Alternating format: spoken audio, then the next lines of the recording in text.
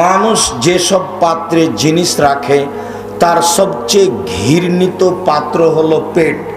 তো মানুষ যদি নিতান্তই বাঁচতে চায় তাহলে বাঁচার তাগিদে তাকে খেতে হবে। যেহেতু খেয়ে বাঁচতে হবে, কাজেই 3 ভাগে খেতে হবে। 3 ভাগে খেতে হবে কথাটি রাসূলের আদর্শ। তিনি বলেন 3 ভাগের 1 ভাগ খাদ্য, 3 ভাগের 1 ভাগ পানি, 3 ভাগের 1 ভাগ শ্বাস প্রশ্বাস। পানি পান করা বেশি হলেও শ্বাসের ক্ষতি হবে, তখন শরীরে রোগ ব্যাধি দেখা দিবে। খাদ্য বেশি হলে বদহজম হবে। পানি যে ভিতরে শরীরে তৈরি হয় তা তাকে সামলাতে পারবে না, তখন এমনিতেই বদহজম হয়ে যাবে। এই কথা আল্লাহ বলেন, এই কথা নবী বলেন। এরপরেও আমি আপনি সংশোধন হতে পারলাম না। আসার পর থেকে দেখি শুধু খালি খেয়েই বেড়াচ্ছি। এইটা স্বভাব কেমন? একটা কথা বলি, খাসলাত, অভ্যাস। যখন মিশরে গেলাম গত বছরের হজ সফরে, মক্কা মদিনা জিদ্দা থেকে মিশর গেলাম। মিশরে বিমানবন্দরে নামতে দেখা গেল যে টিভির পর্দায় ফেরাউন স্বাগতম জানাচ্ছে। টিভির পর্দায় ফেরাউন স্বাগতম জানাচ্ছে, মানুষ তার স্বাগতম গ্রহণ করছে। আমি বললাম মুসলিম দেশ, তবুও ফেরাউনের আদর্শ তারা ছেড়ে দিতে পারেনি। যাক, মূল কথা হলো এই, আব্দুর রহিম একদা ফিলিস্তিনিদের গাজাবাসীদের সাহায্যের একটা সময় নির্ধারণ করলো। একটা বাড়িতে হোটেল ভাড়া নিয়ে বা কোনো বাসা ভাড়া নিয়ে। তো দেখলাম 1-150 মতো গাজাবাসী পুরুষ নারী এসেছে সাহায্য সহযোগিতা নেওয়ার জন্য। তো এক পর্যায়ে যখন দেওয়া শুরু করলাম তখন সবাই বাম হাতে নিতে লাগলো। বাম হাতে যখন নিতে লাগলো তখন আমি দেওয়া বন্ধ করে কয়েকটা হাদিস শোনালাম, যেগুলিতে প্রমাণ হলো যে খেতে হবে ডান হাতে, নিতে হবে ডান হাতে, পেশাব পায়খানা বাম হাতে, ময়লাযুক্ত জিনিস বাম হাতে, খাওয়া পান করা ডান হাতে। যখন আমি হাদিস পড়লাম তখন আমার মনে হলো যে এরা আমার চেয়ে বেশি বুঝেছে। কেন? তারাই হচ্ছে মূল আরবি। এটাই ফিলিস্তিন, এটাই জেরুজালেম, এটাই বাইতুল মুকাদ্দাস, এটাই হলো সব নবীর থাকার জায়গা। তারা মূল আরবি মানুষ, আমার কথা ভালোই বুঝলো। এবার যখন আমি আবার দেওয়া শুরু করলাম তখন বাম হাতেই নিল। বলেন তো কেন? অভ্যাস। অভ্যাস খুব খারাপ জিনিস, স্বভাব খুব খারাপ জিনিস। স্বভাব মানুষকে খুব দুর্বল নোংরা নীতিতে নিয়ে যায়। আসরের পর থেকে নিয়ে প্রায় মাদানি উচ্চ শিক্ষিত মানুষ, যাদের কাছে কোরআন হাদিস আছে, যারা জামিয়া সালাফে রাজশাহীতে বুখারী মুসলিম আবু দাউদ হাদিসের কিতাব পড়ায়, যারা খুব উচ্চ শিক্ষিত দক্ষশীল মানুষ, যারা থুথির জোরে কথা বলে না। আমি তো বহুদিন থেকে বলে আসছি যে বাংলাদেশের শতকরা 95 জন বক্তা মিথ্যুক, শতকরা 98 জন মুফাসসির মিথ্যুক। তাদের আসলে ধর্মকর্ম কি জিনিস জানা নাই। আকরামুজ্জামান বিন আব্দুস সালাম কালকে বক্তব্যে বললেন, একজন মৌলানা 22 হাজারি এক লোক সম্মান সহকারে সে বাড়িতে রেখেছে, খাবার দিয়েছে। তাতে সারাদিন রেখে তিনি জানলেন যে ইনি 5 ওয়াক্ত নামাজ পড়েন না। বাকি তো আরো আছেই। তো এরা বড় বড় বিদ্বান, আমরা এদের বক্তব্য গ্রহণ করতে পারলাম না। হয় দোকানপাটে থাকলাম বা গল্প গুজবে থাকলাম বা কোনো ঘরে বসে থাকলাম। আপনি আমার দিনী ভাই, আপনি আমার দিনী বোন, আপনাকে আমি খুব ভালোবাসি অন্তর থেকে। নিজের জন্য যেমন পরকাল কামনা করি, আপনার জন্য তেমন পরকাল কামনা করি। এতে আমার সামান্যতম কোনো ঘাটতি নাই। আমার মা বলতেন, বাড়ি থেকে যখন বের হতাম তখন বলতেন, 1 দোকানে বসিও না, 2 প্রাইভেট পড়ায়ও না, 3 কারোর সাথে বন্ধুতালি করিও না, 4 মানুষের বাড়িতে দাওয়াত খায়ও না। 1 প্রাইভেট পড়ায়ও না, 2 কারোর সাথে দোস্তালি করো না, 3 দোকানে বসিও না। এইভাবে 4টে জিনিস বলে তিনি পাঠাতেন বাড়ি থেকে। তো আমরা আজও কোনোদিন দোকানে বসিনি। প্রতিষ্ঠানের ভিতরে চায়ের স্টল আছে, আমি ভুলেও কোনোদিন 1 মিনিট চায়ের স্টলে বসিনি। তো আমরা তো বেঁচে আছি। আমাদের পরিবারেরা বাজার তো বহু দূরের কথা, বাজারে যাওয়াটা স্বপ্নেও দেখে না। ভ্যানিটি ব্যাগ তো বহু দূরের কথা, বাজারে যাবে ভ্যানিটি ব্যাগ নিয়ে, এটা তারা স্বপ্নেও দেখে না, তারপরে তো বেঁচে আছে। আমরা তো আছি দুনিয়াতে, কই আমাদের তো সমস্যা হয় না। তা আপনার চলে না কেন? আপনার স্ত্রী কেন ভ্যানিটি ভাঙা তৈরি দিনাজপুর শহরে যায়? তার বাপ মরেছে, তার শ্বশুর মরে গেছে, তার দেবর মারা গেছে, তার ভাসুর মারা গেছে, তার বোনের ছেলে নেই, তার ভাইয়ের ছেলে নেই, সব পুরুষ মারা গেছে, তাই তাকে যেতে হবে। কাপুরুষ আপনি। কি দিয়ে আপনাকে আমি স্বভাবের কথা বোঝাই? স্বভাব খারাপ হলে আপনি টিকতে পারবেন না। আপনার স্বভাবের কারণে আপনার স্ত্রী তাই হয়েছে। 2 জন মিলে সংসার চলে পশু প্রাণীর মতো, 2 জন মিলে সংসার চলে গরু ছাগলের মতো, 2 জন মিলে সংসার চলে কুকুর শ্রীগালের মতো, মানুষের মতো নয়। অসম্ভব হতে পারে না, এটা মানুষের স্বভাব নয়। বুঝে না ওরা, অন্তর আছে বুঝে না, দেখেও দেখে না ওরা, চক্ষু আছে দেখে না, শুনেও শোনে না ওরা, কান আছে শোনে না। উলায়েকা কালানাম, তারা পশু প্রাণীর মতো, তারা গরু ছাগলের মতো, তারা কুকুর শ্রীগালের মতো, বালহুমাজাল, বরং তার চেয়ে খারাপ। আমি এ কথা বলি, আল্লাহ বলছেন যে ওরা কুকুর শ্রীগালের চেয়ে খারাপ। আমি যখন বলেছি রংপুর, দিনাজপুর, লালমাট, নীলফামারী, কুড়িগ্রাম, পঞ্চগড়, ঠাকুরগাঁ, গাইবান্ধা, বগুড়া, জয়পুরহাট এসব ডিস্ট্রিক্টে, তখন আমি বলেছি যে তোমার বাপকে যদি আমি কুকুর শ্রীগালের চেয়ে খারাপ প্রমাণ করতে না পারি, জাতির সামনে বক্তব্য দেব না। এই ডিস্ট্রিক্টগুলিতে মানুষেরা শ্বশুরের কাছে বেশি বেশি যৌতুক নেই অন্য ডিস্ট্রিক্টের চেয়ে। এইসব ডিস্ট্রিক্টের লোকেরা বোনকে জমি দেয় না, বোন জমি চাইলেই তার মাথা খারাপ। তা আমি বললাম যে তোমার দাদা 15 শতক জমি রেখে গেছে, তোমার বাপ নিবে 20 শতক আর তোমার ফুফু নিবে 5 শতক, তোমার বাপ নিবে সকালে আর তোমার ফুফু নিবে বিকালে, এইটা প্রমাণ করো দেখি। তো 10 বছর হলো তোমার দাদা মরা, এখন পর্যন্ত তোমার বাপ তোমার ফুফুকে জমি দিল না।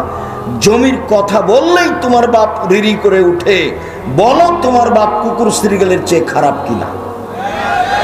আর বাপ বেটা জেনে বুঝে প্রস্তুতি নিয়ে যৌতুক নিবা কেন? ভিক্ষে করে খাও। বাপ বেটা দিনাজপুর ট্রেন স্টেশনে যাওয়া, ভিক্ষে চাইবা, মানুষে ভিক্ষে দিবে, নিয়ে খাও। ভিক্ষে করা টাকা দিয়ে চাউল কিনে ভাত খেয়ে ইবাদত কবুল হবে? ভিক্ষে করা টাকা দিয়ে চাউল কিনে ভাত খেয়ে ইবাদত কবুল হবে? যৌতুকের টাকা দিয়ে চাউল কিনে ভাত খেয়ে ইবাদত কবুল হবে না। যৌতুক টাকা হারাম, যৌতুকের টাকা হারাম। ভিক্ষা করে খাবো কেন? মানুষের বাড়িতে কাজ করে খাবো। মানুষের বাড়িতে কাজ করে খাবো কেন? ব্যবসা করে খাবো। চকলেট দিয়ে ব্যবসা শুরু করব, লোন নেওয়া লাগবে না। তারপরে কলা, তারপরে কাপড়। আমাকে একটা ধনী ব্যবসায়ী হতে প্রায় 30 থেকে 35 বছর লাগবে। আমি কেন ব্যাংকে লোন নিয়ে কলিকাতায় হিরোইন কিনে ঢাকায় বিক্রি করব? রাতে রাতে কেন ধনী হব? এমনটার নাম তো ব্যবসা নয়। আর যার লোন আছে তার জানাজা নেই। লোন আছে মানে জানাজাই নেই। জাহান্নাম জান্নাত পরে, জাহান্নাম জান্নাত পরে।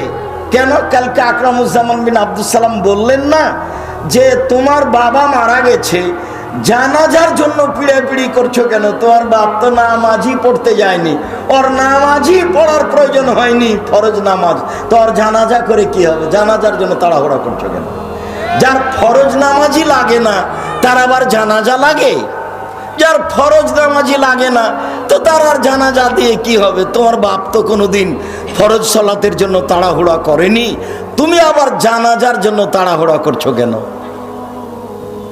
পশু প্রাণীর মতো জীবন কাটিয়ে দোকানপাটে আড্ডা পিটে একটা সালাফি কনফারেন্সের মতো একটা দিনই বৈঠকে আপনি সময় কাটাতে পারেন না, যেখানে কোনো মানুষকে উঁচা করা হয় না, কাউকে নামানো হয় না, বিষয়ভিত্তিক বক্তব্য দেওয়া হয়, কেউ কারো বিরুদ্ধে মুখ খুলতে পাবে না।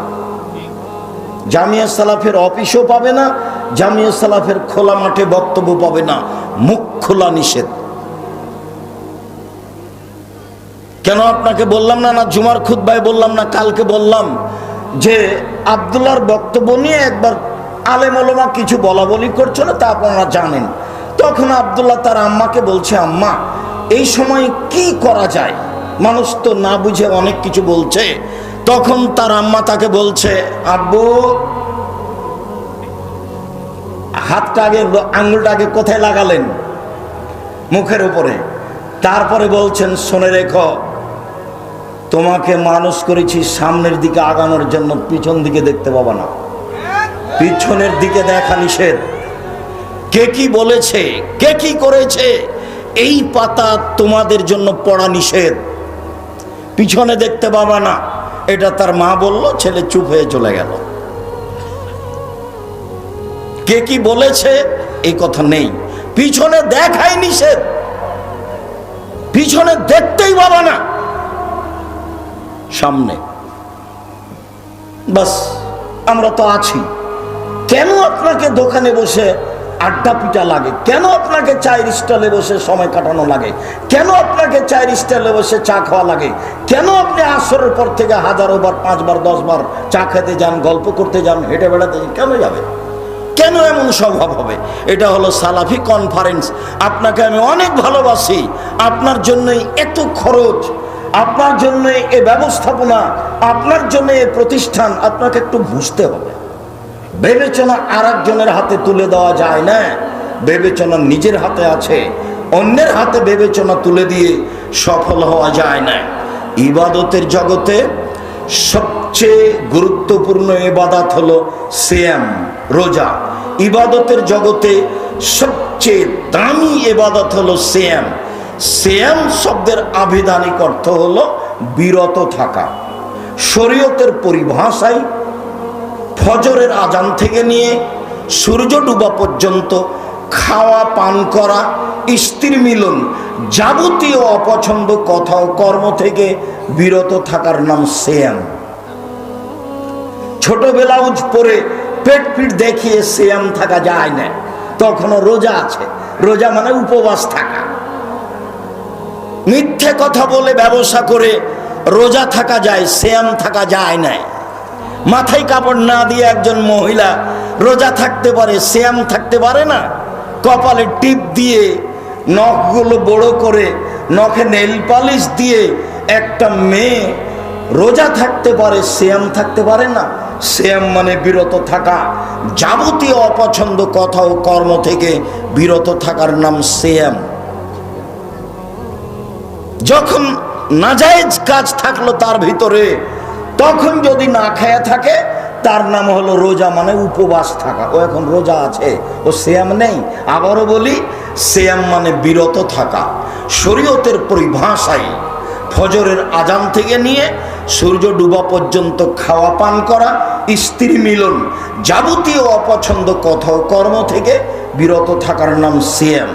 ইবাদতের জগতে সবচেয়ে দামি ইবাদত হলো সিয়াম, যার বিনিময় নেকি নয়। সিয়াম আদায় করে নেকি হয় না, রোজা থেকে, সিয়াম থেকে নেকি হয় না। কি হয়?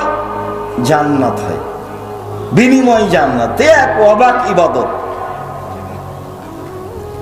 আল্লাহ তাআলা বলেন, কুতিবা আলাইকুমুস সিয়াম কামা কুতিবা আলাল্লাযীনা মিন কাবলিকুম লাআল্লাকুম তাত্তাকুন। পৃথিবীর মানুষ, তোমাদের উপরে সিয়াম ফরজ করা হয়েছে যেমন ভাবে পূর্বের মানুষের প্রতি সিয়াম ফরজ করা হয়েছিল।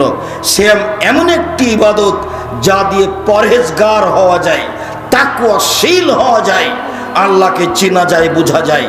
চলেন নফল সিয়াম, সিয়াম কি জিনিস আগে বুঝি। আবু সাঈদ খুদরি রাদিয়াল্লাহু তাআলা আনহু বলেন, রাসূল সাল্লাল্লাহু আলাইহি ওয়াসাল্লাম বলেছেন, মান সামা ইয়ামান ফি সাবিলিল্লাহ বাদাল্লাহু আজহানিন নারি সাবিনা খরিফা। কেউ যদি আল্লাহকে সন্তুষ্ট করার জন্য একদিন সিয়াম থাকে, তাহলে তো একজন মুসাল্লি বলছেন মিরপুর 12-তে, আচ্ছা ভাইজান একটা মেয়ে হলে কি এটা হবে না?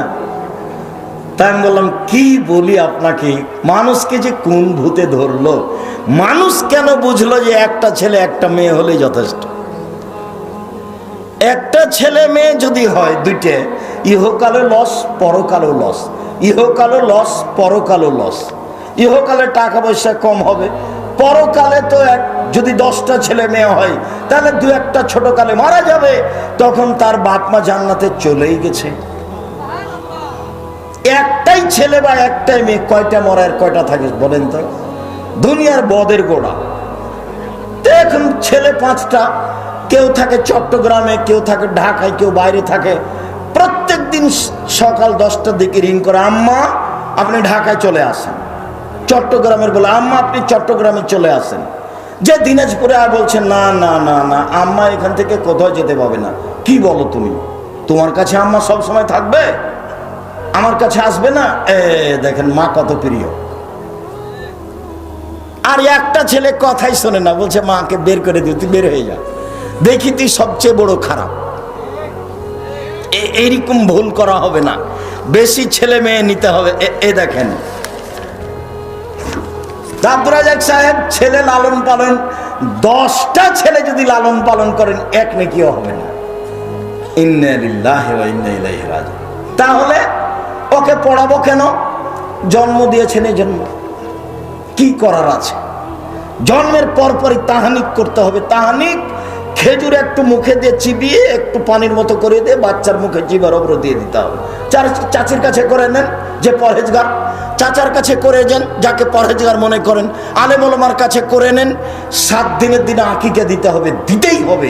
চাঁপাই নবাবগঞ্জের ভাষাতে আপনি তো দিবেন, আপনার বাপকে দিতে হবে, ধার কর্জ করে দিতে হবে, ভিক্ষে করে দিতে হবে। 7 দিনের দিনই দিতে হবে। 14 দিনে চলে না, 21 দিনে চলে না, জীবনে একদিন চলে না। আমি আব্দুর রাজ্জাক বিন ইউসুফ 90 সাল থেকে কোনো দিন বলিনি যে 14 দিনে চলবে, 21 দিনে চলবে, কোনো দিন বলিনি। কানা হোক, ন্যাংড়া হোক, টেরা হোক, ভাঙা হোক, কান থাক না থাক, 10 টাকা দাম হোক, 10,000 টাকা দাম হোক, ছেলের জন্য 2টে আর মেয়ের জন্য 1টা, বাস যা হবে হোক। এ তো কুরবানি নয়, এ দিয়ে জান্নাত নয়। জান্নাতের মাধ্যম তো হলো কুরবানি। যেসবগুলো জান্নাতের বড় বড় মাধ্যম আছে তার একটা মাধ্যম হলো কুরবানি। কুরবানি মানে চোখ দেখো ঝকঝক কি না, কুরবানি মানে কান দেখো সুন্দর কি না, কুরবানি মানে পা দেখো ঠিক আছে কি না, কুরবানি মানে লেজ দেখো সুন্দর ঝকঝকে ঠিক আছে কি না, কুরবানি মানে পায়ের খুরটা দেখো কেমন আছে, কুরবানি মানে মোটা তাজা দেখো, বেশ রুচিসম্মত হতে হবে, বিনিময়ে জান্নাত। কুরবানি মানে দাঁত আছে কি না দেখো, দাঁত নেই, দাঁত হয়নি, দাঁত এখনো উঠেনি, চলবে না। চোখ কানা চলবে না, শিং ভাঙা চলবে না, খুর ভাঙা চলবে না, লেজ ভাঙা চলবে না, হালকা পাতলা চলবে না, সুন্দর ঝকঝকে হতে হবে, বিনিময় জান্নাত। 7 ভাগে কেন? মাথা খারাপ হয়েছে 7 ভাগে যাবেন? কলিজা নিয়ে গন্ডগোল বাঁধবে, কার টাকা হালাল কার টাকা হারাম কেউ জানে না। ভূতে ধরেছে, চাঁপাইনবাবগঞ্জের ভাষাতে ভূতে ধরেছে। এখন হুজুর বলেছেন, কে বলেছে চলবে না? একবার দিয়েছে হুঙ্কার হুজুর। তখন এরা বলছে যাক যখন চলবে গোস্ত খাওয়া হবে, দেন গোস্তই খান। আমি বলিনি কোনোদিন, আমি বলেছি টাকা আছে রাজস্থান থেকে উট নিয়ে আসেন, টাকা কম আছে গরু কিনেন, টাকা কম আছে খাসি কিনেন, টাকা কম আছে ছাগি কিনেন, টাকা কম আছে ভেড়া ভেড়ি কিনেন। একটা করেন একটা পরিবারের জন্য, অনেক নাকি একটা করবেন কেন 10টা করেন। গ্রামের লোক খাবে, এ তো নেকির মাধ্যম। তার মানে পিতা জিম্মেদারি পালন করবে। সপ্তম দিনে মাথা নেড়ে করতে হবে, সপ্তম দিনে খাসি জবে করতে হবে, সপ্তম দিনে নাম রাখতে হবে, সপ্তম দিনে মাথা নেড়ে করে ওই চুল সম পরিমাণ রূপা সমমূল্য টাকা দান করতে হবে। সব সপ্তম দিনে করতে হবে। তার নাম বাপ। তো জান্নাত বলে 3 মেয়ে, যে 2 মেয়ে যদি হয় তাহলে নবীর সাথে থাকতে পাওয়া যাবে। বিশাল ব্যাপার। এদিকে দেখেন, এদিকে এতিম লালন পালন করে নবীর সাথে থাকা যায়, তবে এরকম 2টা মেয়ে লালন পালন করলে নবীর সাথে জান্নাতে থাকা যায়। দিনী বোনেরা দেখতে পাচ্ছেন আপনারা আল্লাহর কত বড় নিয়ামত। ঢং ঢং করে বাজারে চলে যাচ্ছেন। হুঁশ বুদ্ধি আছে কিছু? হ্যাঁ, বাপ নাই, ওই তোমার আব্বাকে তুমি বলবে সৎ বাবা, বলবে সৎ বাবা, নাহলে বলবে চাচা। মাকে খালা বলে ডাকবা। কই, তোমার মা তো তোমার উপরে কঠোরতা করলো না। কি দেখাতে চাচ্ছ আমাকে? ভুরুগুলো তুলে চিকন করে রেখেছ, তোমার মা আছে না? নখ বড় করে রেখেছো, নেইল পলিশ দিয়ে রেখেছো, তোমার মা আছে না? ভুল কথা। কপালে টিপ দিয়ে রেখেছো, তোমার মা আছে না? এই যে ফ্যাশন বোরকা পরে এসেছো, বসে আছো, দেবরের সাথে এসেছো, মা আছে না? ও হলো সৎ মা, ওকে খালা বলে ডাকি। মা হলে ক্ষমতা লাগে, মা হলে গতিবিধি সুন্দর লাগে। সম্মানিত দিনী ভাই বোন, বলছিলাম মেয়ে অনেক দামি সম্পদ, যার বিনিময় নবীর সাথে জান্নাতে থাকা যাবে। মেয়ে হলো দামি সম্পদ, যারা বিচারের মাঠে আল্লাহর সামনে পিতাকে জান্নাতে দেওয়ার জন্য বেঁকে বসবে। আগে আমার পিতাকে জান্নাতে দিতে হবে, তারপরে কোনো কথা।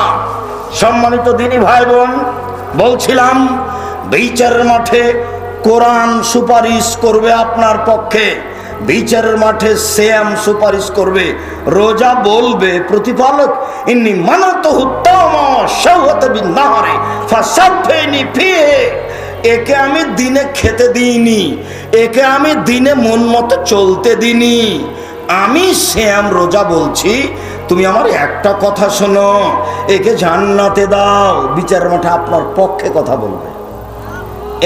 1 সিয়াম কথা বলবে, 2 কোরআন কথা বলবে, 3 আঙ্গুলে যে আঙ্গুলে তাসবি গণনা করা হয় সে আঙ্গুল কথা বলবে। ভুলে কোনোদিন তাসবি দানায় তাসবি গণনা করবেন না। আঙ্গুল কথা বলবে, তাসবি দানা কথা বলবে না। বরং রাসূলকে অপমান করা হয়। 1000 দানার তাসবি টিপে জান্নাত পাওয়া যাবে না, এমন মানুষকে আল্লাহর নবী হত্যা করতে বলেছেন। হাদিস বুখারী মুসলিম। আঙ্গুলে তাসবি গণনা করেন, আঙ্গুল বিচারের মাঠে আপনার পক্ষে কথা বলবে। আর একটা কালো পাথর, হজ যদি আল্লাহ কবুল করেন তাহলে কালো পাথর আপনার পক্ষে বিচারের মাঠে কথা বলবে, সিয়াম কথা বলবে। আবু হুরায়রা রাদিয়াল্লাহু তাআলা আনহু বলেন, রাসূল সাল্লাল্লাহু আলাইহি সাল্লাম বলেছেন, কুল্লু আমাল ইবনে আদম ইজাফুল হাসানাতু বিআশরি আমসালিহা ইলা 700 জিব, আদম সন্তানের সব নেকি বাড়ানো হবে 1 থেকে 10, 10 থেকে 700, 700 থেকে আরো আরো আরো অনেক বিশাল পালা করে দেওয়া হবে আদম সন্তানের সব নেকি, ইল্লা সাম, তবে সিয়াম। কাল আল্লাহ তাআলা, আল্লাহ তাআলা বলেন, পৃথিবীর মানুষ শুনে রেখো, ইন্নাহু লি ওয়া আনা আজিজু বিহি, সিয়াম আমার ব্যাপার, প্রতিদান আমি দেব। হজ করেছো, ফেরেশতাকে বললাম নেকি লিখে দাও। সালাত আদায় করেছো, ফেরেশতাকে বললাম নেকি লিখে দাও। কোরআন তেলাওয়াত করেছো, ফেরেশতাকে বললাম নেকি লিখে দাও। তাসবিহ করেছো, ফেরেশতাকে বললাম নেকি লিখে দাও। সিয়াম কাউকে বলবো না, এটা আমার ব্যাপার। আমি আপনাকে কি দিয়ে বুঝাই সিয়াম কি জিনিস? সিয়াম আমার ব্যাপার, প্রতিদান আমি দিব। বলে আজলি ইয়াদা শাওয়াতাহু তামাহু, আমার কারণে সে প্রবৃত্তি ত্যাগ করেছে, আমার কারণে সে খাদ্য ত্যাগ করেছে। খাদ্য ত্যাগ করা তো সবাই বুঝে, প্রবৃত্তি ত্যাগ করেছে এইটা কি বলেন তো দেখি? সকালে উঠে দাড়ি চাঁচে, এইটা কি প্রবৃত্তি ত্যাগ করা হলো? প্যান্টটা টাকনোর নিচে আছে, এইটা কি প্রবৃত্তি ত্যাগ করা হলো? ফ্যাশন বোরকা পরে আছে মহিলা, এইটা কি প্রবৃত্তি ত্যাগ করা হলো? নখে নেইল পালিশ আছে, এইটা কি প্রবৃত্তি ত্যাগ করা হলো? পায়ে স্কিন পায়জামা আছে, অঙ্গ প্রত্যঙ্গ লজ্জা স্থান সবই দেখা যাচ্ছে, এইটা কি প্রবৃত্তিকে ত্যাগ করা হলো? বা এমন পায়জামা পরে আছে যে আর একজন ঢুকবে, এইটা কি প্রবৃত্তিকে ত্যাগ করা হলো? সামনের চুল ছোট করা আছে, এইটা কি প্রবৃত্তিকে ত্যাগ করা হলো? সব ঘরে ছবি মূর্তি কাঁকড়া আছে, এইটা কি প্রবৃত্তিকে ত্যাগ করা হলো? আয়নাটা কাতল মাছ, এইটা কি প্রবৃত্তিকে ত্যাগ করা হলো? আপনার ওই তরকারির বাটিটা হচ্ছে রুই মাছ, এইটা কি প্রবৃত্তিকে ত্যাগ করা হলো? ছেলের পেশাব পায়খানার পট আছে, এটা হলো ঘোড়া, এটা কি প্রবৃত্তিকে ত্যাগ করা হলো? সারা জীবন স্বামী স্ত্রী ছেলে মেয়ে নিয়ে পশু প্রাণীর মতো দিন কাটান, আর প্রবৃত্তি ত্যাগ করা হলো মানে? আল্লাহ তাআলা বলছেন, পৃথিবীর মানুষ শুনে রেখো, সিয়াম রোজার প্রতিদান আমি দিব, আমার কারণে সে প্রবৃত্তিকে ত্যাগ করেছে, আমার কারণে খাদ্য ত্যাগ করেছে। শুনুন, সিয়াম মানে বিরত থাকা। ফজরের আজান থেকে নিয়ে সূর্য ডুবা পর্যন্ত খাওয়া পান করা, স্ত্রী মিলন, যাবতীয় অপছন্দ কথা ও কর্ম থেকে বিরত থাকার নাম সিয়াম।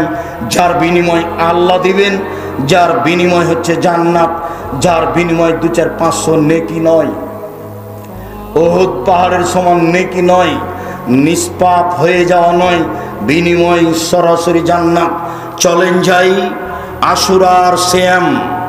আবু হুরায়রা রাদিয়াল্লাহু তাআলা আনহু বলেন, আফজালুস সিয়াম বাদা রমাজান শাহরুল্লাহিল মুহররম। নফল সিয়াম হিসাবে রমাজানের পরে সবচেয়ে দামি সিয়াম হচ্ছে মুহররমের সিয়াম। হাফসা রাদিয়াল্লাহু তাআলা আনহা বলেন, আল্লাহর নবী 4টা জিনিস কখনো ছাড়তেন না। এক, সময় আমি আশুরা মুহররমের সিয়াম। 2, অল আশরা জিলহিজ্জা, জুলহিজ্জার 1 থেকে 9 পর্যন্ত সিয়াম। 3, সময় আমি আরাফা, আরাফার দিনের সিয়াম। 4, ফজরের 2 রাকাত সুন্নাত। এই 4টা জিনিস আল্লাহর নবী কখনো ছাড়তেন না। তার একটি হচ্ছে আশুরার সিয়াম, মুহররমের সিয়াম। আব্দুল্লাহ ইবনে আব্বাস রাদিয়াল্লাহু তাআলা আনহু বলেন, আল্লাহর নবী মুহররমের 10 তারিখে সিয়াম থাকলেন। আমাদের বললেন, তোমরাও মুহররমের 10 তারিখে সিয়াম থাকো। আমরা বললাম, আল্লাহর নবী, ইন্নাহু ইয়াউমুন আযীম ইনদাল ইয়াহুদ ওয়ান নাসারা। মুহররমের 10 তারিখ হচ্ছে ইহুদিদের বড় দিন, খ্রিস্টানদের বড় দিন। আপনি দিন রাত বলছেন ইহুদিদের বিরোধিতা করতে হবে, খ্রিস্টানের বিরোধিতা করতে হবে, আবার বলছেন মুহররমের 10 তারিখে সিয়াম থাকতে হবে। এটা কেমন হলো? তখন আল্লাহ রাসূল বলছেন, শোনো, লাইন বাকাইতু লা সুমান্না তাসিয়া, আমি যদি সামনে বছর বেঁচে থাকি তাহলে মুহররমের 9 তারিখও সিয়াম থাকবো। 9 তারিখ হবে বিরোধিতা, আর 10 তারিখ হবে সুন্নাত। শুকরিয়া। শুকরিয়া কি? ইবনে আব্বাস রাদিয়াল্লাহু তাআলা আনহু বলেন, কাদামান নবী সাল্লাল্লাহু আলাইহি সাল্লাম আল মদিনা ওয়াজাদা ইয়াহুদান সিয়ামান। তিনি মক্কা থেকে মদিনে আসলেন, দেখলেন মদিনার ইহুদিরা মুহররমের 10 তারিখে সিয়াম থাকে। আল্লাহর নবী বলেন, মা হাযা সিয়াম আল্লাযিনা তাসুমুনাহু, এই মদিনার ইহুদিরা, তোমরা মুহররমের 10 তারিখে সিয়াম থাকো কেন? তখন ইহুদিরা বলল, আরে অবাক কথা, ইন্নাহু ইয়াউমুন আযীম, এটা তো বিরাট দিন। আনজাল্লাহু তাআলা ফীহি মূসা কওমাহু, আল্লাহ এই দিনে মূসা এবং তার সম্প্রদায়কে বাঁচিয়ে দিয়েছেন। ওয়া গাররাকা ফিরআউন কওমাহু, এই দিনে ফিরআউন এবং তার সদল বলকে আল্লাহ পানিতে ডুবিয়ে দিয়েছেন। ফাসামা মূসা শুকরান, এই দিনে মূসা শুকরিয়ার সিয়াম রেখেছিলেন। আল্লাহ এত বড় বিপদ থেকে বাঁচালে আমি কি শুকরিয়া আদায় করি, যাক আমি এটা সিয়াম থাকলাম। আমাদের নবী বলছেন, ইহুদিরা শোনো, নাহনু আহাক্কু আওলা বে মূসা মিনকুম। মূসা যে শুকরিয়া আদায় করতেন, ওই শুকরিয়া আদায় করার ব্যাপারে আমরাই বেশি হকদার, বেশি হক রাখি। মানে মুহররমের 10 তারিখে সিয়াম থাকতে হবে, বিরোধিতা করার জন্য 9 তারিখও সিয়াম থাকতে হবে। আবু হুরায়রা রাদিয়াল্লাহু তাআলা আনহু বলেন, আল্লাহর নবী বলেছেন, সিয়ামে আশুরা আহাদাসু আলাল্লাহি আইয়ুকাফিরা সানাতাল্লাতি কাবলাহু, কেউ যদি মুহররমের 2 দিন সিয়াম থাকে বিগত 1 বছরের পাপ ক্ষমা হবে। আরাফার সিয়াম। আবু হুরায়রা রাদিয়াল্লাহু তাআলা আনহু বলেন, রাসূল সাল্লাল্লাহু আলাইহি ওয়াসাল্লাম বলেছেন, সিয়ামে আরাফা আহাদাসু আলাল্লাহি আইয়ুকাফিরা সানাতাল্লাতি কাবলাহু ওয়া সানাতাল্লাতি বাদাহু, একদিন সিয়াম থাকলে আগে পরে 2 বছরের পাপ ক্ষমা হবে। আরাফার দিন সিয়াম, প্রতি মাসে 3 দিন সিয়াম। আবু হুরায়রা রাদিয়াল্লাহু তাআলা আনহু বলেন, রাসূল সাল্লাল্লাহু আলাইহি সাল্লাম বলেছেন, রমাজানে রমাজান ওয়া সালাসুন মিন কুল্লি শাহরিন কা সিয়ামি দাহরে কুল্লিহি, কেউ যদি 2 রমাজান সিয়াম থাকে আর প্রতি মাসে 3 দিন সিয়াম থাকে তাহলে সে সারা বছর সিয়াম পালনের নেকি পেল, তাহলে সে সারা বছর সিয়াম পালনের নেকি পেল। চলেন শাওয়াল। আবু আইয়ুব আনসারী রাদিয়াল্লাহু তাআলা আনহু বলেন, রাসূল সাল্লাল্লাহু আলাইহি ওয়াসাল্লাম বলেছেন, মান সামা রমাজানা সুম্মা আতবাহু সিত্তান মিন শাওয়াল, কেউ যদি রমাজানের সিয়াম থাকে তারপরে 6 দিন সিয়াম থাকে শাওয়ালের, তাহলে সে সারা বছর সিয়াম পালনের নেকি পাবে। প্রতি মাসে 3 দিন, শাওয়ালের 6 দিন, প্রতি মাসে 3 দিন, শাওয়ালের 6 দিন, প্রতি মাসে 3 দিন, শাওয়ালের 6 দিন, সারা বছর সিয়াম পালনের নেকি পাবে। ওই যে চাঁপাইনবাবগঞ্জ বলেছে মহিলা বৈঠকে, বুবু হায়েজের কারণে যেটা রোজা ছুটে গেছে বুবু, সেইটা পরে করিও, সেইটা আগে করে নাও। কেন? সেটা হলো ফরজ, আর শাওয়ালের এটা হলো নফল, এইটা পরে করিও, হায়েজেরটা আগে করে নাও। আল্লাহর নবী বলছেন আয়েশাকে, আয়েশা বলছেন, আমি আমার হায়েজের কারণে ছুটে যাওয়া সিয়াম থাকতাম 11 মাস পরের সাবানে, আর বুবু বলছে যে বুবু আগে হায়েজেরটা করো। হায়েজের কারণে যেটা মহিলার ছুটে গেছে সেটার জন্য সময় হলো মরা পর্যন্ত, যেদিন পারবে করবে। শাওয়ালের 6টাই করবে, ধারাবাহিক করবে, এটাই ঠিক। ছেড়ে ছেড়ে করতে হবে এটাও মিথ্যা, এটা করা যাবে না, আগে ফরজ করতে হবে, এটা কথা মিথ্যা। উপস্থিত দিনী বোন, আপনাকে বিষয়ে সতর্ক করতে চাচ্ছি, যন্ত্রের মাধ্যমে অনলাইনে পৃথিবীর যে কোনো প্রান্ত থেকে যারা আছেন তাদেরকে আমরা অনুরোধ জানাচ্ছি, সময়ের গতিতে যারা অবগত হবেন তাদেরকে অনুরোধ জানাচ্ছি, দিনী বোন আপনাকে বলছি, শাওয়ালের 6টা সিয়াম আগে রাখুন, ঋতুরগুলো পরে হবে। শাওয়ালের 6টা আগে রাখুন, ঋতুরগুলো পরে হবে। চলেন এবার বৃহস্পতিবার, সোমবার সিয়াম। আয়েশা রাদিয়াল্লাহু তাআলা আনহা বলেন, কানান নবী সাল্লাল্লাহু আলাইহি ওয়াসাল্লাম ইয়াসুমু ইয়াউমাল ইসনাইন ওয়াল খামিস, আল্লাহর নবী বৃহস্পতিবার সোমবার সিয়াম থাকতেন, সোমবার সিয়াম থাকতেন, বৃহস্পতিবার সিয়াম থাকতেন।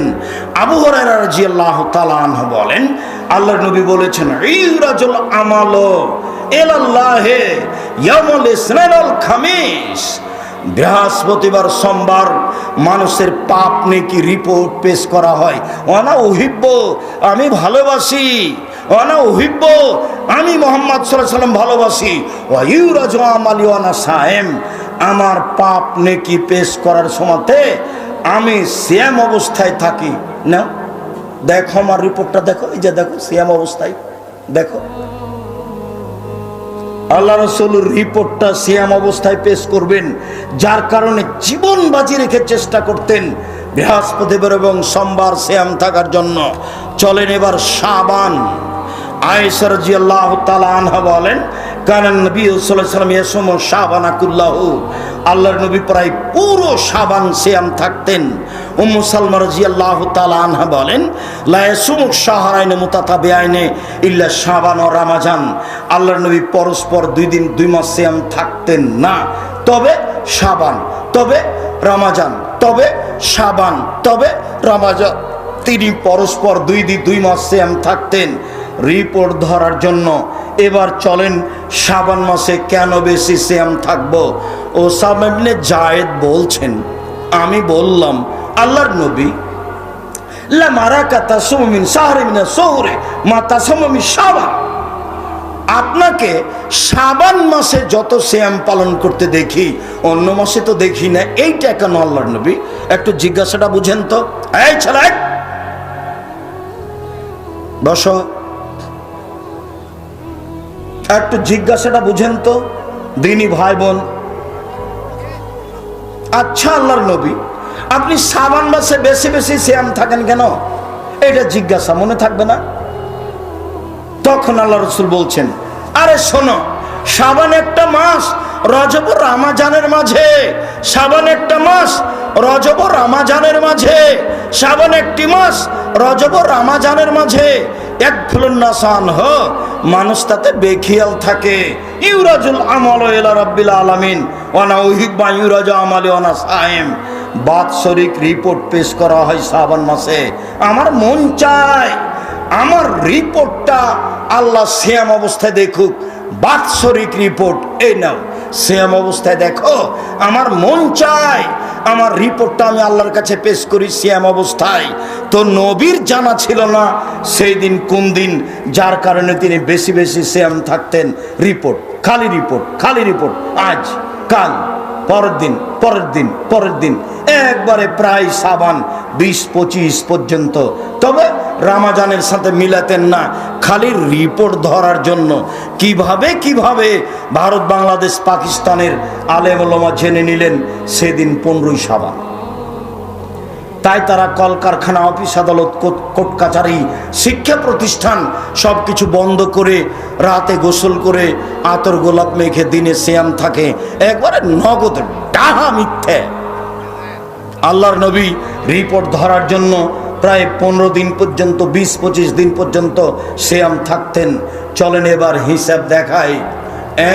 1 মুহররমের 2 দিন সিয়াম, 2 আরাফার 1 দিন সিয়াম, 3 প্রতি মাসে 3 দিন সিয়াম, 4 শাওয়ালের 6 দিন সিয়াম, 5 জুলহিজ্জার 1 থেকে 9 পর্যন্ত সিয়াম, 6 শাবানের 1 থেকে নিয়ে 15 দিন পর্যন্ত সিয়াম। এক টানা জিদ করে করতে হবে, জীবন বাজি রেখে। আজকে রাতে সিয়াম ধরতে হবে। আপনাকে আমি অনুরোধ জানাচ্ছি, আপনি আমার দিনী ভাই, আপনি আমার দিনী বোন। সারাদিন না খেয়ে থাকলে কোনো সমস্যা নেই। কই আমি তো ছাত্র জীবনেও হানাফি প্রতিষ্ঠানে পড়াশোনা করতাম, কোথায় সাহারি হিসাব নিকাশ নেই। এখনো সাহারির হিসাব নিকাশ হয় না, সময় হলে রাখার চেষ্টা করি। আপনি আমার দিনী বোন, আপনি আমার দিনী ভাই, কেন আপনি সিয়াম থাকবেন না? কেন থাকবেন না? ইবাদতের জগতে সবচেয়ে ব্যতিক্রম ভিন্ন ধরনের দামি ইবাদত, এত বড় দামি ইবাদত দুনিয়াতে নেই। দান ভিন্ন জিনিস, দান একটা থেকে আর একটা ঘটায়। সিয়াম ভিন্ন জিনিস, সিয়াম দিয়ে নগদ জান্নাত পাওয়া যায় মর্মে আপনাকে আমি আন্তরিকভাবে অনুরোধ জানাচ্ছি, আপনি নফল সিয়াম পালন করতে শিখুন। আপনি আমার দিনী ভাই, আপনি নফল সিয়াম পালন করতে শিখুন। সম্মানিত দিনী বোন, আপনারা তো দুপুরের টাইমে অনেক মহিলাই ছিলেন, বিশেষ করে তেঘরার সব দিনী বোনেরা উপস্থিত ছিলেন। আপনার সাদকে আমি স্বাগতম জানাই। তেঘরার সম্মেলনে মাঠে এসেছেন সলাত আদায়ের জন্য, আমি আপনার সাদকে স্বাগতম জানাই, আপনার মনের ইচ্ছাকে স্বাগতম জানাই। বিনিময়ে আল্লাহর কাছে দাবি রাখি, যারা উপস্থিত আছেন তাদেরকে একটা কথা বলি। আল্লাহর নবী যখন বললেন মহিলাদের জন্য জান্নাতের সব দরজা খোলা, মহিলাদের জন্য জান্নাতের সব দরজা খোলা, তখন তিনি বললেন 1 5 ওয়াক্ত সালাত, 2 রমজান মাসের সিয়াম রোজা, 3 স্বামীকে মেনে চলা, 4 জেনায় লিপ্ত না হওয়া। দুর্ঘটনা জেনা যদি ঘটেই যায় তাহলে তওবা করেন, পথ ভালো হয়ে যাবে। শুধু পথ ভালো নয়, আজ থেকে যদি আপনি জেনা বন্ধ করতে পারেন পৃথিবীর যে কোনো বিপদ থেকে বেঁচে যাবেন। প্রমাণে বুখারী মুসলিম। আব্দুর রাজ্জাক সাহেব একটু বুঝিয়ে বলেন তো ঘটনা কি? জেনা বন্ধ করলে যে কোনো বিপদ থেকে বেঁচে যাবে মানে? হ্যাঁ, হাদিস তো বুখারী মুসলিম। ওই যে আপনার মনে আছে, ওই যে 3 জন লোক রাস্তায় হাঁটছিল, তো এক গর্তে ঢুকলো, বৃষ্টির কারণে একটা পাথর এসে মুখে পড়লো, এবার তো বের হতে পারবে না। একজন তো বললো বাপ মাকে ভালোবাসি, সরিয়ে দাও, তা আল্লাহ বললেন দিলাম। একজন তো বললো একটা কাজের লোক নিয়েছিলাম, টাকা দিলাম, নিল না, চলে গেল। অনেকদিন পরে এসে বলছে টাকা দেন। আমি বললাম গরু ছাগল নিয়ে যাও। আমাকে বলছে মজাক করবেন না, একদিনের টাকা দেন। আমি বললাম মজাক করিনি, সব নিয়ে যাও, এই যে একটু সরিয়ে দাও।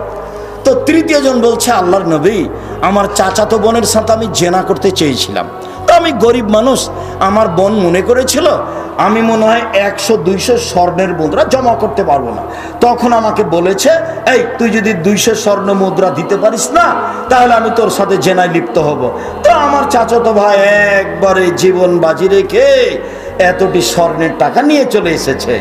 এখন আমিও তো কথার মধ্যে পড়ে গেছি, যখন জেনা আরম্ভ করবে এই সময় আমি বললাম দেখ তুই আমাকে অসতী প্রমাণ করিস না, দেখ তুই আমাকে অসতী প্রমাণ করিস না। এই পর্যন্ত বলতে আমি উঠে গেছি, জেনা করিনি, তোমাকেই সন্তুষ্ট করার জন্য করেছি, পাথর সরিয়ে দাও। আল্লাহ বললেন ঠিক আছে দিলাম। হাদিস বুখারী মুসলিম। এই যে দেখ, জান্নাতুল মাওয়া পাবেন যদি আপনি এই জেনার পাপ ঠেকাতে পারেন, তাহলে জান্নাতুল মাওয়া পাবেন। ওয়ানাহা নাফসা আনিল হাওয়া ফাইনাল জান্নাতা হিয়াল মাওয়া। কেউ যদি প্রবৃত্তিকে ঠেকাতে পারে, জেনা থেকে নিজেকে বাঁচাতে পারে, আমি আল্লাহ তাকে জান্নাতুল মাওয়া দিয়ে দিলাম। শুধু তাই নয়, যদি আজ থেকে জেনা ঠেকাতে পারেন, তাহলে বিচার মাঠে 7 শ্রেণীর মানুষ বিশেষ ছায়াতলে থাকবে, তার মধ্যে আপনিও। আল্লাহর নবী বলছেন 7 শ্রেণীর মানুষ বিচারের মাঠে বিশেষ ছায়াতলে থাকবে। তার 1 শ্রেণীর মানুষ সম্ভ্রান্ত পরিবারের মহিলা, জেনার ডাক দিল, তখন লোকটি বলল আমি আল্লাহকে ভয় করি, বা মহিলাই বলল আল্লাহকে ভয় করি, তখন সে 7 শ্রেণীর মানুষের মধ্যে চলে যাবে। অতএব 1 5 ওয়াক্ত সালাত, 2 রমজান মাসের সিয়াম, 3 স্বামীকে মেনে চলা, 4 জেনায় লিপ্ত না হওয়া। আব্দুর রাজ্জাক সাহেব, বক্তব্য শুনতে আপনার ভালো লাগে, তো স্বামীর ব্যাপারে আপনি এত বলেন কেন? আমাদের তো কিছু বলেন না।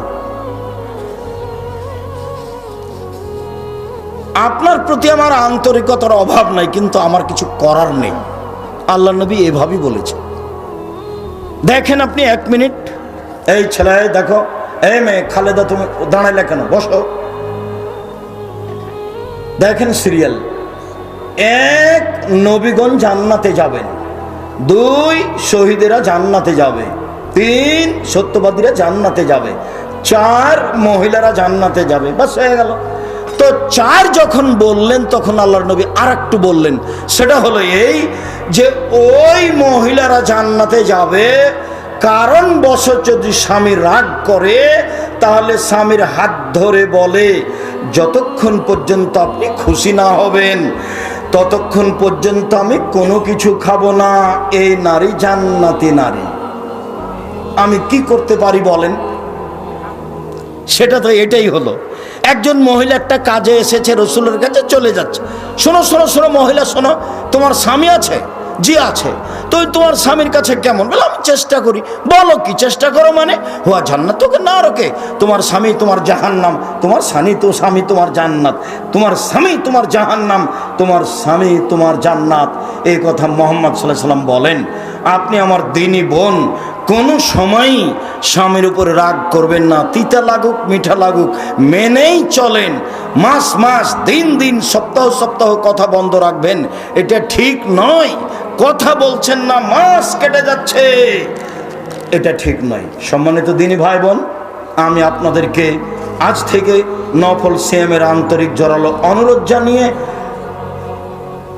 এবছরের সম্মেলনে এত কম দান করছেন কেন আমি বুঝতে পারছি না। আমি তো আপনাদের সাথে আছি, তো মন ছোট করলে হবে? টাকা পয়সা দান করতে হবে। জামিয়া সালাফি আপনাদের যেমনভাবে প্রাণ দিয়ে ভালোবাসেন, তেমনিভাবে দান দিয়ে ভালোবাসবেন। ব্যয়বহুল খরচ, ছেলেরা মেয়েরা তা আছেই, বাড়ি তো নির্মাণ আছে, ঘর তো 4 তলা আছে, এখনো মানুষ টাকা পয়সা পাবে। সম্মানিত দিনী ভাই বোন, আমাদের ছেলেরা যাচ্ছে যেটুকু সম্ভব। আল্লাহ রাসূল বললেন, যে যতটুকু দিল আল্লাহ তুমি তার ততটুকু পূর্ণ করে দাও, যে যতটুকু দিল না তুমি তার ততটুকু ক্ষতি করে দাও। ছেলেরা আপনাদের সামনে যাচ্ছে, আমাদের মেয়েরা মহিলা বৈঠকে আপনাদের সামনে যাচ্ছে। কোনো মেয়েকে আপনারা ফিরিয়ে দিবেন না। 10 টাকা হোক, 50 টাকা হোক, 500 টাকা হোক। আমি 10 টাকা বলি, এর অর্থ এই নয় যে 10 টাকাই হতে হবে। 10 টাকা 1 কাপ চা লাগে, তা আপনি 5 কাপ 3 কাপ চায়ের টাকা দিবেন, তা আপনি এমনিতে ওটা পার হয়ে যাবে, অথচ আপনি ক্ষতি থেকে বেঁচে গেলেন। আর দান মানে বিপদ থেকে বেঁচে যাবেন, দান মানে ব্যবস্থা নিরাপদ।